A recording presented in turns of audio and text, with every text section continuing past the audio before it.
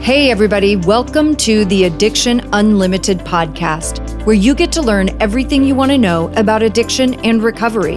I'm your host, Angela Pugh, co-founder of Kansas City Recovery, life coach, and recovering alcoholic. To learn more about me, you can listen to episode 0 on your podcast app or find us on the web at addictionunlimited.com. Hello, friends. Welcome to episode number 87 of the Addiction Unlimited podcast.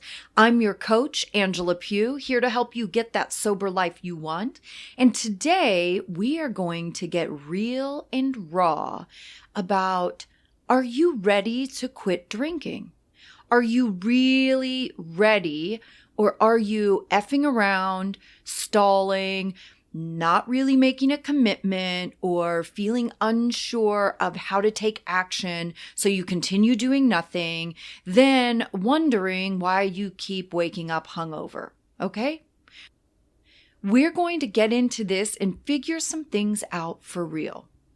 And thank you for spending some time with me today listening to the pod. It's been a crazy several weeks around here, and I've really missed you guys. I took a couple of weeks off to honor the holidays and everyone's crazy family and travel plans. And really, I didn't release episodes those 2 weeks only because the major holidays fell on the same day I release episodes, Wednesday. So Christmas Day and New Year's Day both fell on Wednesday. So that's why I didn't release episodes. I fear everybody's crazy busy doing their own thing. So we just took a little break. And those of you that follow me on social media or are in the private Facebook group, you know I was terribly ill the whole week of Christmas. It was a nightmare. I had a crazy fever. I was miserable, and it kept me down for about 8 or 9 days. And it was probably about 2 full weeks before I was back to 100%. So needless to say, I'm glad that's over. But I really missed you guys. You know, our Facebook group is so fantastic and fun and supportive. And one of my favorite things each week is when I post the new podcast episode in the group, and it spurs all kinds of comments and conversations about the episode. Like, as you guys listen to it throughout the day, you jump in the Facebook group and comment on that episode post. And that's what gives me the opportunity to be more engaged with you guys and have real conversations. And I love it when you post your comments and thoughts on the episodes and how it's helped you. It's really one of my favorite parts of having a podcast. So I've really missed that. And I'm super happy to be back and super happy to be in a brand new year where we can take all the lessons and hardships and victories of 2019 and start putting them to use to make 2020 even better. Of course, most of my coaching clients have been working on their New Year intentions for 2020, right? Most people say resolutions, but I feel like resolutions has gotten a bad rap. Like, people think of the word resolutions as something they say but don't actually do. You know, like, that's the big joke. Everybody sets resolutions in December and January, and you stop doing it by mid-February. So I don't like the word resolutions. So I set intentions, and I have this really straightforward and simple process I use with my clients to set intentions. And I feel like the last, I don't know, probably 6 weeks or so, like, this is all I've done. It's really fun. My clients are so creative and dedicated, and it's great to get excited about what we're going to create in our lives in a brand new year. And remember, you're always only one decision away from having a different life, only one decision away from moving the direction you want to go, from achieving that strong sobriety you crave. It's always only one decision away. And the last couple things I want to tell you about before we dig into our topic today, I am super excited that I just did my first round of updates on the Recovery Toolbox Starter Kit. I know a lot of you have purchased the starter kit. It's so easy and inexpensive. And one of the coolest things about it is you have lifetime access to this course, right? And I always stress that because I will consistently update the course as I learn and practice new things, as I come across new resources, I will add them. So the starter kit will be fresh for you to use over and over again. And it's really a lifestyle plan. It's easy to follow. It's all online, so you do it on your own time, whenever is convenient for you. And it gives you action steps to take so you aren't feeling confused and overwhelmed and like wondering what to do and how to spend your time now that you aren't drinking. Like you get specific guidance to follow and take action so you can feel better immediately, you know? And the basics of it are you get a video module that walks you through what you're working on that week. I kept the videos short and sweet because I know we're all busy. And the beauty of the starter kit is it only requires like 10 to 15 minutes each day, right? That's what I say. Make a 10 to 15 minute commitment each day. Like that's it. And you don't even have to leave your house. You guys, I couldn't make this any easier for you. So anyway, you watch the video module. It gives you an action step.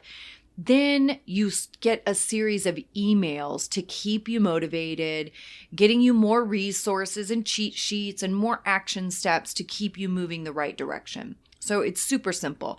I'm really proud of it, and it is a ton of support. And again, the great thing is you can go through it over and over again to keep yourself on the right track. Or if you start at 1 month and don't finish, you can always start over. And that's why I will consistently update and refresh the course for you so you can always go through it again and get new material and resources and thoughts. So the first update has just happened. If you already own the course, you may want to go through it again, refresh your commitment to yourself and start over.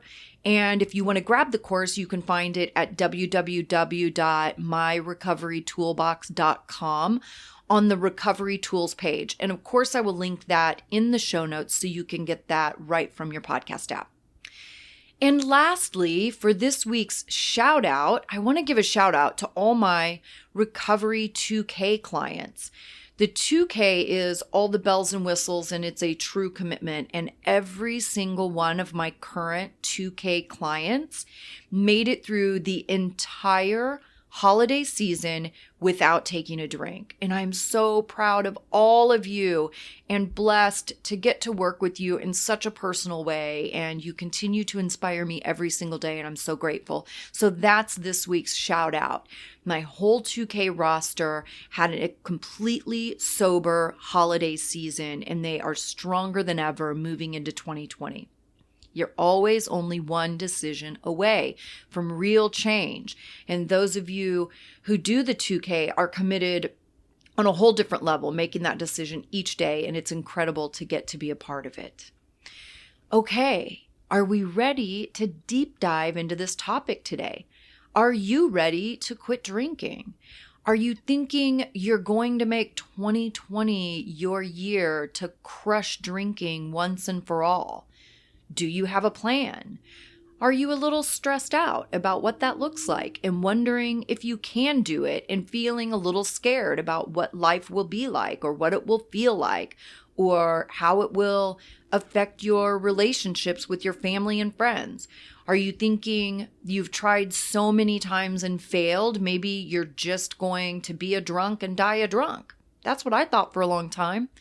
Not because I kept relapsing, but because I couldn't muster the courage to actually quit, to make the commitment. I couldn't even figure out the first step to just make the commitment.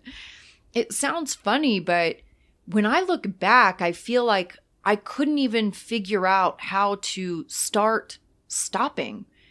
It's like putting down the drink is one thing, but what the heck do you do after that? That leaves a lot of time open, and I didn't know what to do with that time. And for me, the new year, going into a new year, really has a double meaning because it's also my sober birthday.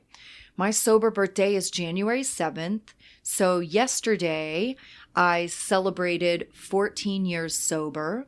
Well, I say yesterday because this episode comes out January 8th, but you might be listening to it at a different time. So January 7th, I celebrated 14 years sober. And because my sober birthday is so close to the new year, I always get very introspective towards the end of the year. And of course, it brings up like all the memories of where I was and what happened all those years ago that made me finally get sober. I get crazy grateful. Like my gratitude is at an all-time high this time of year. And it's probably one of the main reasons that winter and the holidays are my favorite time of year, because I have so much on my mind and I have so much gratitude for how different my life looks today. And I get to spend the holidays with my family and actually be present with my family instead of spending the absolute bare minimum amount of time with them and then bailing to go get drunk with my friends, right? Because that's what I always did before. My whole outlook on holidays now is, how can I be of service to my family? What can I do for them to make them happy and make them smile? Even this year, like I was so sick, I had only been on antibiotics for a couple of days when Christmas rolled around. And I was still super weak and my fever would come and go. And I was going back and forth from like freezing cold to then all of a sudden I would be burning up. And it was terrible.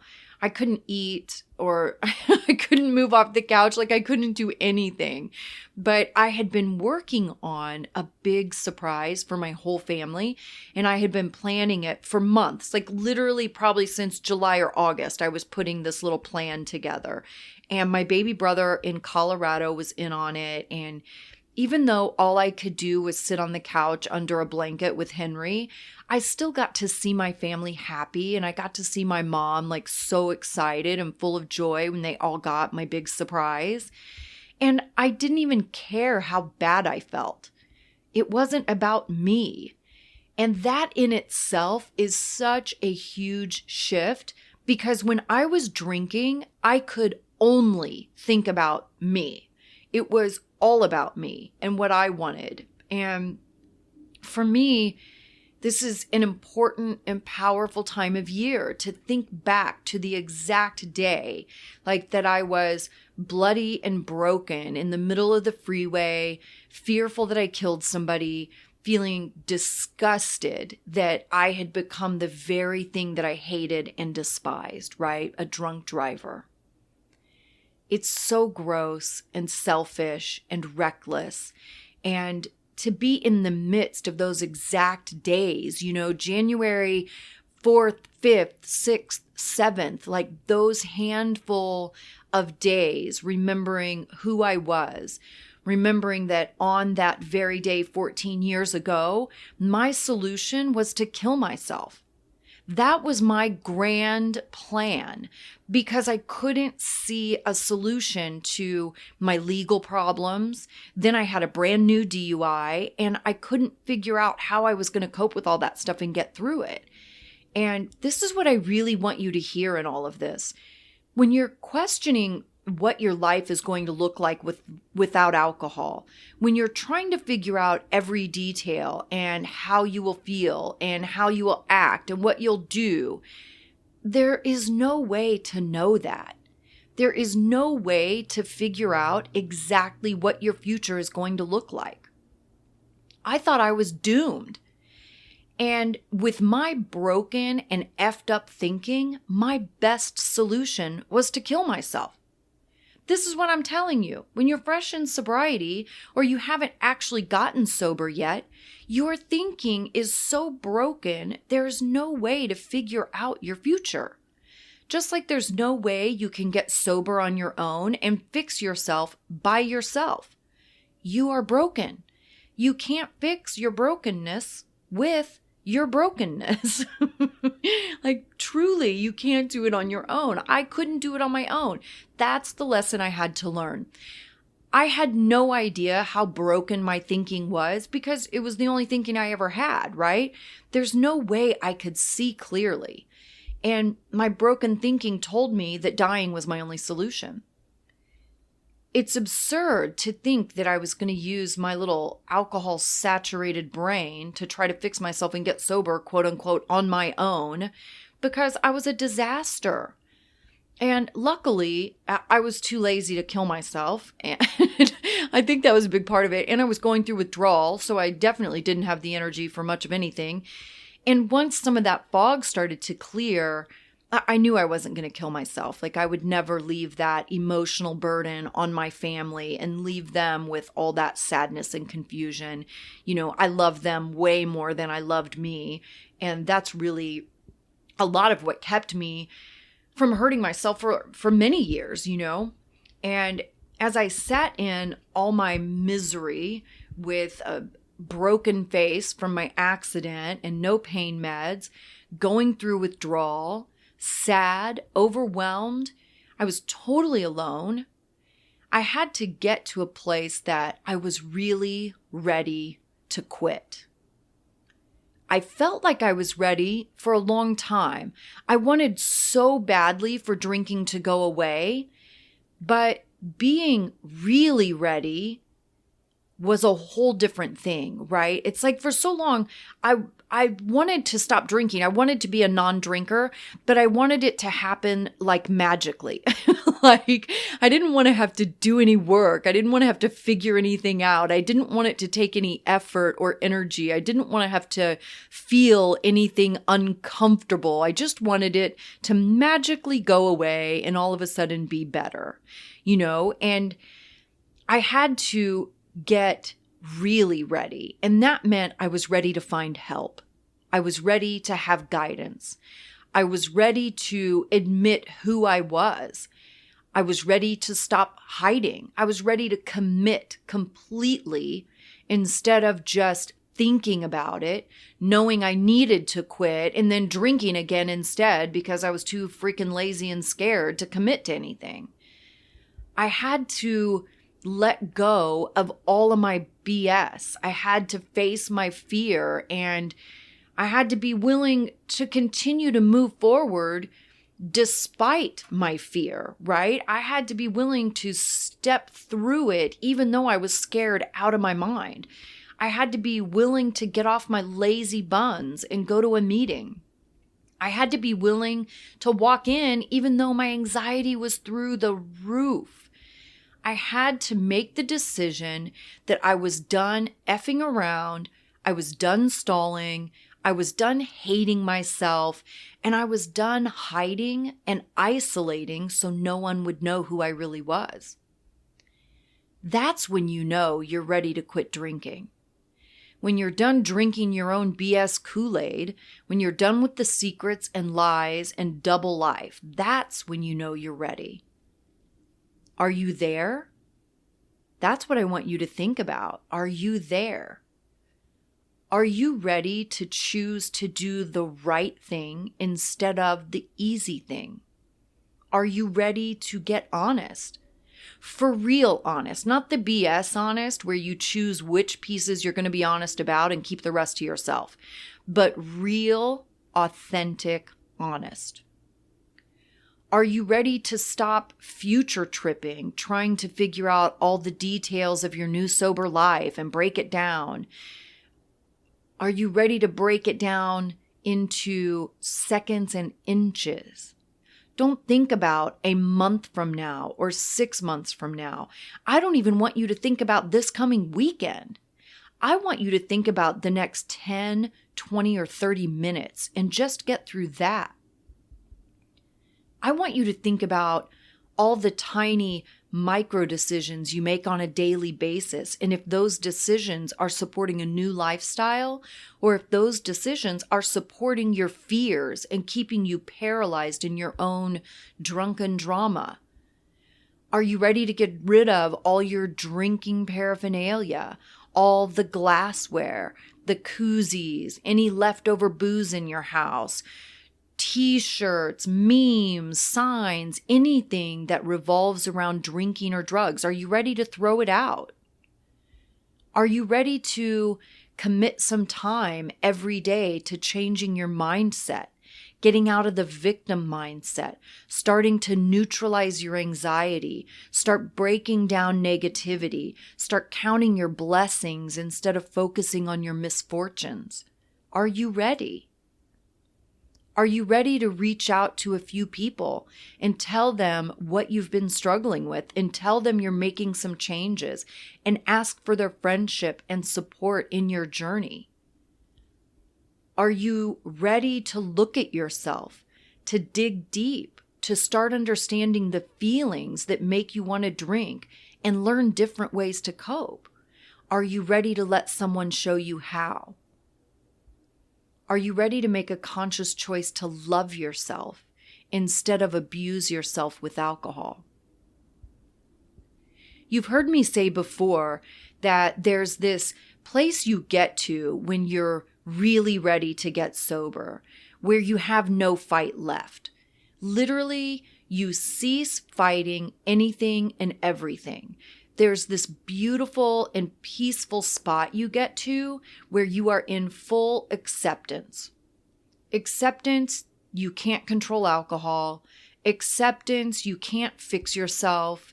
Acceptance, you don't know what the F you are doing. Acceptance, you're going to have to make some big moves if you want big results. And in that place, life gets very peaceful and simple because you're no longer fighting the beast, but you're learning how to maneuver around him so you don't have to be in a battle for your life every day. There's this beautiful peace that comes with letting someone guide you through a new journey that they've already carved a path. Instead of you going blindly into the forest where you've never been before, trying to make a path as you go, but having no idea where you're actually going or how to get there. You simply cease fighting. You don't say no to anything.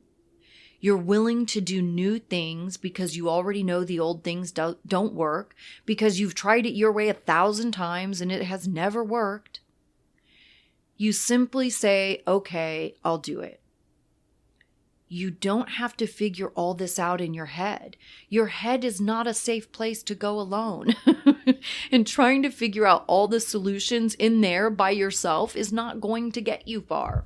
If you look back, like if I tried to sit when I was brand new and figure out what my life was going to look like, there's just absolutely no way, because you change and evolve so much as a human being in that journey of recovery, right? You're changing so fast, especially when you really do get help and let someone guide you and teach you the way and teach you new thought processes and a new perspective.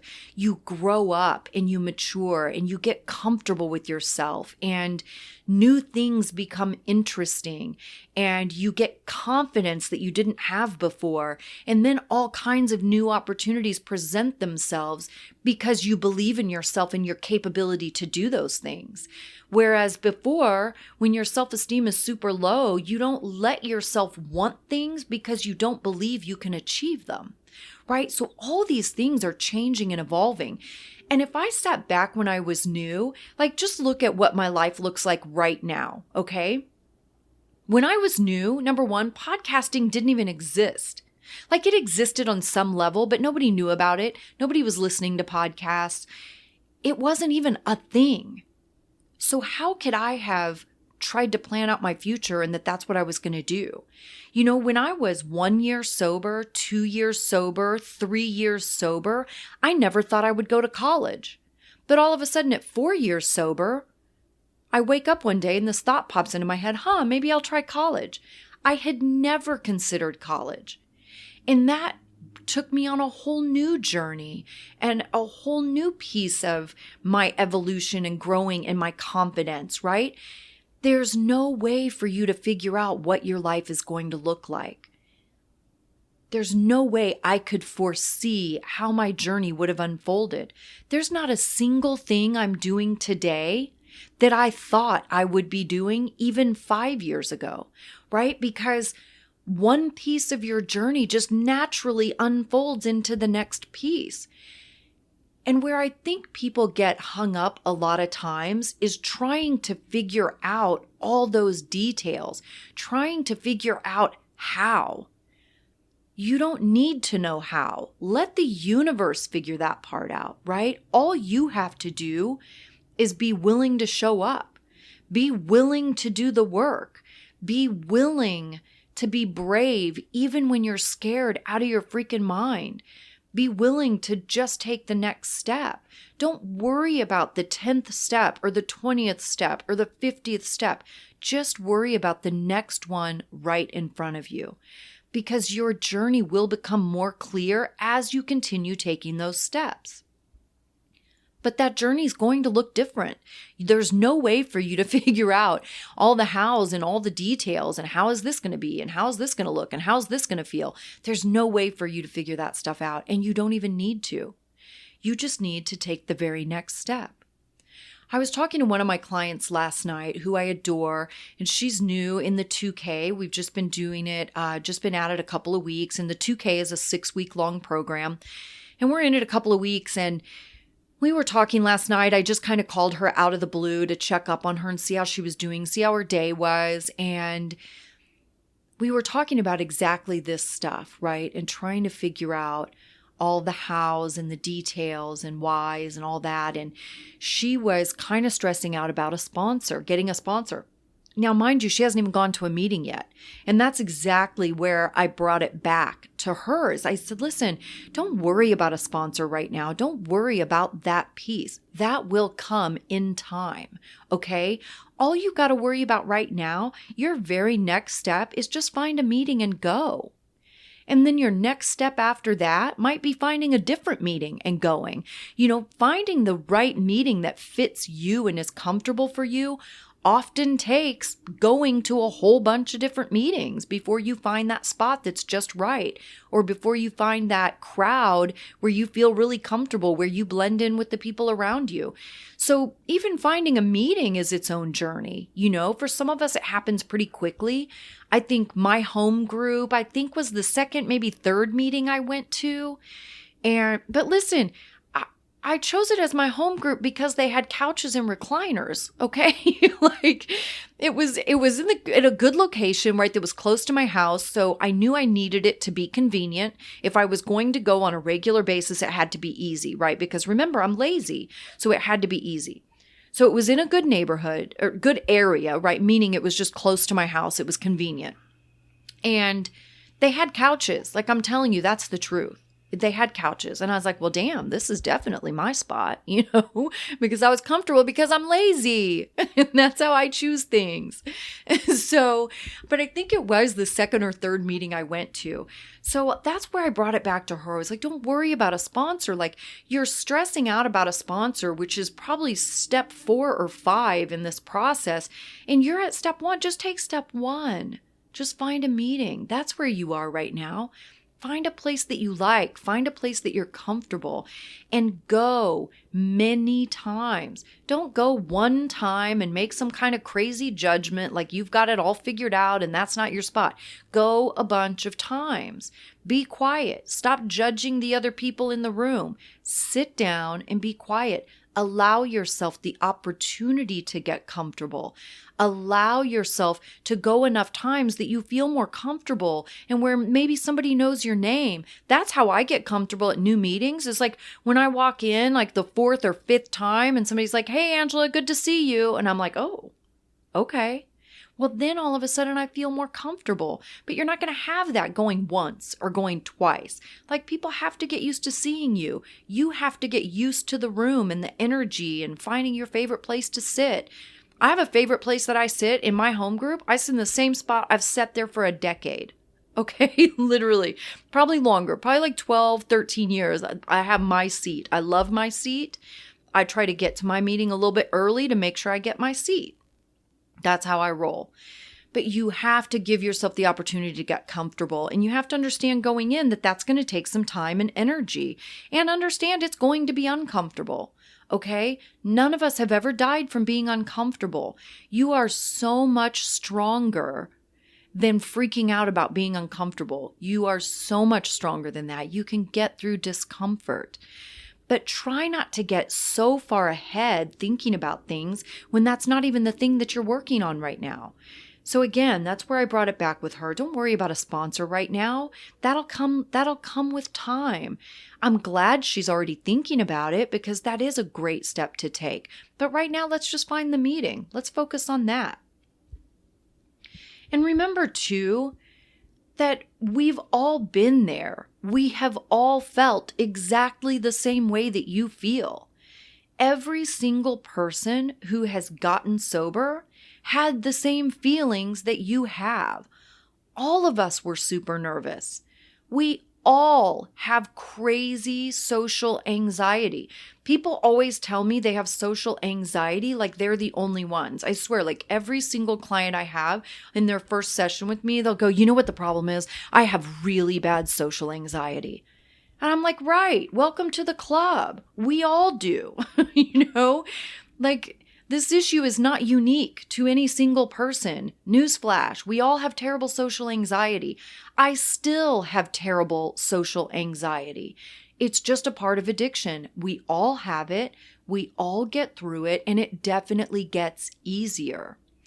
So remember that. It does get easier. The only difference for me now is I have enough practice that I can talk myself through it so my meltdowns aren't quite as big.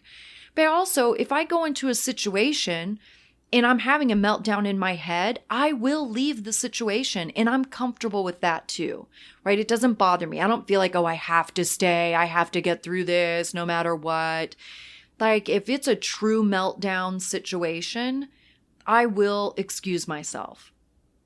That does not happen very often anymore, but it does happen. And every one of us was super uncomfortable going to our first meeting.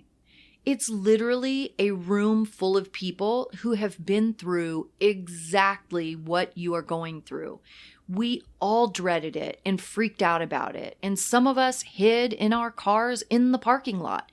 And some of us showed up late to every meeting to avoid having to talk to anyone. And we left early for the exact same reason. Everybody feels weird about showing up to their first meeting, about getting a sponsor. It's weird. I was the same way. But I didn't fight it. I didn't say no. I didn't refuse to do it. I just took my time. I observed. I learned. I got a little more comfortable. And when I was ready to grow more, then I was ready to get a sponsor, and I felt good about it, and I looked forward to it. I was ready to learn more. I was ready to get that next level. I was ready to be teachable and follow direction from someone who had already done it. Again, it was probably just more out of my laziness, honestly. I didn't want to have to figure it out all on my own. I wanted the cheat sheet, right? That's what a sponsor is. It's a total cheat sheet, just like a coach is in life. They give you a cheat sheet so you don't have to struggle so much. So those are the things I want you to think about. Like, are you really ready to quit drinking? Are you ready to make a commitment? And not a half-assed commitment where you're committed until you get uncomfortable, but a commitment meaning I am committed to not drinking no matter how uncomfortable I get. When I get uncomfortable, I'm going to ask for help to figure out what the discomfort is so I don't want to drink over it. That's commitment. Commitment is doing it no matter how much it sucks. And I know that's hard. I have to do it too. Everything I do in life is not rainbows and unicorns. I don't always look forward to going to meetings. I'm always grateful once I'm there. But listen, again, this is more my laziness because I don't want to drive there. That's my laziness with meetings. I don't want to drive there. If somebody would pick me up and drive me to a meeting every day, I would still go every single day. I just don't like the driving part. But I love it once I'm there. I love it when I get there a little bit early and my seat is open and I get my coffee and I sit down and my little seat is right next to the window. and it's on this great little love seat. It's so comfy, and I kick my shoes off and I sit cross-legged on the love seat, and it is a beautiful thing. I have so much peace and serenity in that room, and I feel so safe there. That is my safe space. And I'm so grateful every time I don't let that laziness keep me from going. Because once I'm sitting in that seat and I see my friends, and maybe I see a new person walk in and I know I can be of service to that person. I know I can make them a little bit more comfortable. I know maybe I can say hello and make them feel better and help them get through their day, right? That's what it's about, being there for one another. And I'm always so glad I went once I'm there. So glad when I'm sitting there. So again, let's recap. Are you ready? Are you ready to stop fighting? Are you ready to cease fighting everything? Stop saying no. Take suggestions. Don't talk yourself out of it, but really get in it and do it and feel good about it. Don't argue with anything. Are you there? Are you in that mind space? Are you ready to do some things that are going to be uncomfortable? Are you ready to conquer discomfort? I mean, why in God's name do we sit back and let discomfort make our decisions in our lives? Like, that's a little ridiculous too. When you think about it, like, it's a little bit crazy how much we let these weird things have control in our lives when really we should be the ones stepping up, taking control of our lives. Are you there? That's what I want you to think about. Are you ready to make a commitment? There are so many tools and resources at your fingertips when you're ready. No BS, no drama, commitment to figuring out solutions, commitment to finding resources, commitment to asking for help when you need it. Commitment, commitment, commitment. That's what we're looking for. All right. I hope you guys are having a fantastic week. I am so happy to be back doing a podcast. It feels so good to be back in front of the microphone. And I hope you guys are feeling great in your new year. 2020, I am so ready for this year. You guys, there are great things in store. I'm doing some phenomenal things for 2020 with the podcast. I'm going to be releasing some killer things. We're going to have a membership site coming out. I'm working on that right now. Super excited for that. And that will be a much easier thing for people to be a part of. It'll be super inexpensive, crazy inexpensive, so everybody can join and do that and get support. And 2020 is going to be a killer year. I hope you're ready to crush drinking once and for all, to get through all of this stuff, to get stronger, get braver, challenge yourself to do better, be a better person, grow up. Let's do this and do it together, and let's support one another in that process. You guys have a fantastic week. I've missed you so much. I'm so happy to be back. Have a good day. I'll see you next week. You've reached the end of another great episode of the Addiction Unlimited podcast. Candid and honest conversation about addiction and recovery. Be sure to visit us at addictionunlimited.com to join the conversation and access show notes and links to everything we talked about. Love this episode? Please take 30 seconds to subscribe, rate, and review on iTunes to help us improve and give you the information you want. Thanks for listening. See you next week.